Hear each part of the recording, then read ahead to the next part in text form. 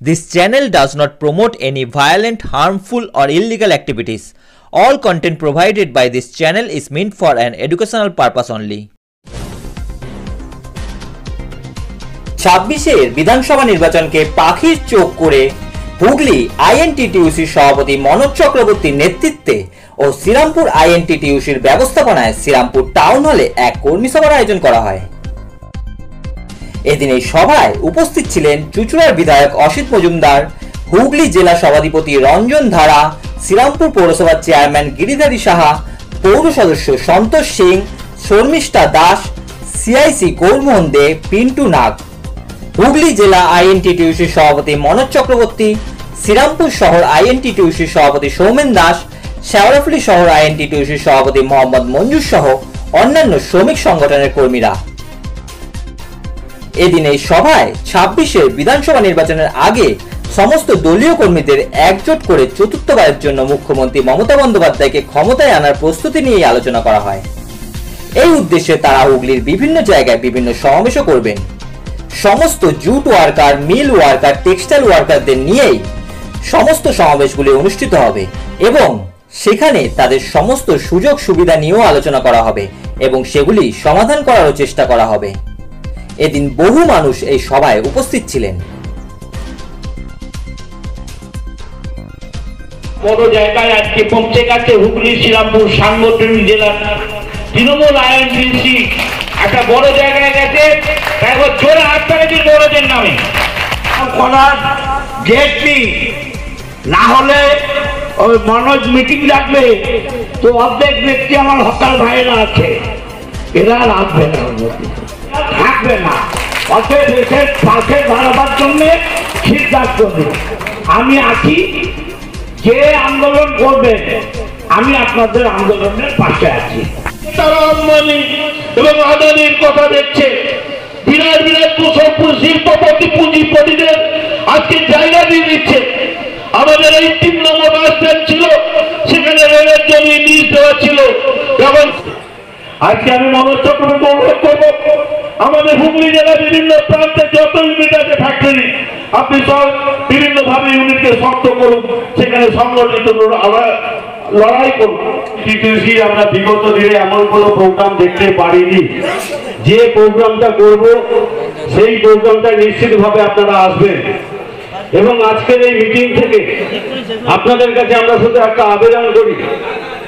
আমরা দেখি যে মনোজদা যেভাবে এই অল্প সময়ের মধ্যে একটা ছাত্র যুব আন্দোলন থেকে উঠে আসা একজন মানুষ আইএনটিটিইউসির দায়িত্ব পাওয়ার পর, শ্রমিক সংগঠনের দায়িত্ব পাওয়ার পর কর্মী সভা, বর্ধিত কর্মী সভা, কারণ আগামী দিন আমাদের পাখির চোখ হচ্ছে 2026। চতুর্থবারের মতো মমতা বন্দ্যোপাধ্যায়কে মুখ্যমন্ত্রী করার লক্ষ্য আমাদের আছে। সমস্ত স্তরের তৃণমূল কর্মীদের লক্ষ্য আছে, সেভাবে আইএনটিটিইউসি শ্রমিক সংগঠনের একই লক্ষ্য আছে।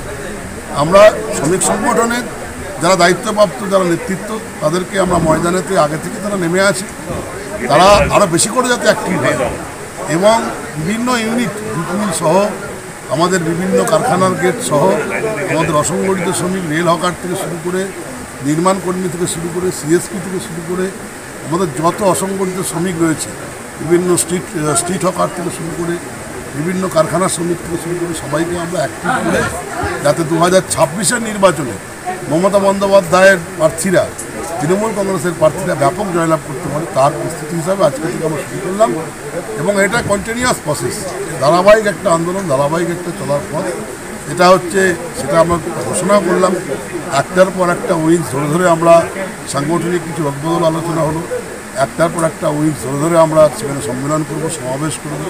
যেমন আমরা প্রথমেই সমাবেশ করতে যাচ্ছি আমাদের জুট ওয়ার্কারদের নিয়ে, all Bengal Trinamool jute and textile ওয়ার্কারদের নিয়ে চাপদানিতে আমরা সমাবেশের ডেট করেছিলাম 2 তারিখে। আমার চাপদানি থেকে আমার জেলা ভাইস প্রেসিডেন্ট রয়েছে জিতেন্দ্র সিং, আমাদের শের মোহাম্মদ লক্ষণদা থেকে শুরু করে কিশোর কেওয়ার থেকে শুরু করে সবাই এখানে আছে। ওরা তো লোকালভাবে করবে, যেহেতু চাপদানিতে আমাদের অনেকগুলো মিল আছে আশপাশে, এই চাপদানিটাকে আমরা প্রথম বাঁচলাম এবং তারপরে শ্রীরামপুরের মিল আছে, ইসরার মিল আছে, চন্দননগরের মিল আছে, ভদ্রেশ্বরের মিল আছে, বাঁশবেড়িয়ার মিল আছে। তো এই যে 10-12খানা যে জুট মিল এবং টেক্সটাইল যে মিল আছে, এর ওয়ার্কাররা সেখানে যুক্ত হবে এবং আমরা দেখেছি নির্বাচনের বিভিন্ন রেজাল্টে যে জুট মিলের ওয়ার্ডগুলো কয়েকটা জায়গার ব্যতিক্রম ছাড়া আমরা কিন্তু সেখানে বিপুল ভোটে পরাজিত হয়েছি, যে কোনো কারণেই। তাদের কী অসুবিধা আছে, কী সুবিধা তাদের লাগবে, তাদের কোয়ার্টার ভালো আছে কিনা, তাদের জলের ব্যবস্থা ভালো আছে কিনা, লাইটের ব্যবস্থা ভালো আছে কিনা, এই সুযোগ সুবিধাগুলোর খোঁজখবর কিন্তু তৃণমূল কংগ্রেসের শ্রমিক সংগঠনই নেবে এবং সেই মতো কিন্তু আমরা দলকে জানাবো এবং দলের তরফ থেকে আমরা লেবার ডিপার্টমেন্টে জানাবো মাননীয় মন্ত্রী মলয় ঘটক এবং আমাদের রাজ্যের সভাপতি সাংসদ ঋতুব্রত বন্দ্যোপাধ্যায়কে, যাতে সমাধানগুলো করার মধ্য দিয়ে তারা আমাদের প্রতি আকৃষ্ট হয় এবং আমাদের প্রতি যারা আস্থা ফিরে আসে, এই জায়গাটা। আজকে আমাদের মাননীয় জননেত্রী মমতা ব্যানার্জি এবং অভিষেক ব্যানার্জির আদর্শে এবং আমাদের রাজ্য আইনজীবী সভাপতি মাননীয় ঋতুব্রত বন্দ্যোপাধ্যায়ের নির্দেশে হুগলি শ্রীরামপুর সাংগঠনিক জেলা আইনজীবী সভাপতি মাননীয় মনোজ চক্রবর্তীর নেতৃত্বে আজকে আমাদের এখানে হুগলি জেলার বর্ধিত আমাদের আইনজীবী একটা সভা অনুষ্ঠিত হলো।